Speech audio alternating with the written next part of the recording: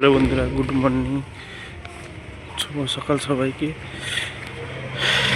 বন্ধুরা, ছাদের উপর লাগানো এই গোলাপ ফুলটি সুন্দর সুন্দর গোলাপ, এটা লাল গোলাপ আছে, মানে তাও নিচে অনেক আরো দু তিন রকমের গোলাপ গাছ আছে। এখানে গাঁদা ফুলের গাছ, এপাশে গাঁদা ফুল, এখানে 3-4টা গাঁদা ফুলের গাছ আছে। প্রচুর ফুল হয়েছে আজকে সকালবেলার দিকে, এখন প্রচুর প্রচুর ফুল ফুটেছে।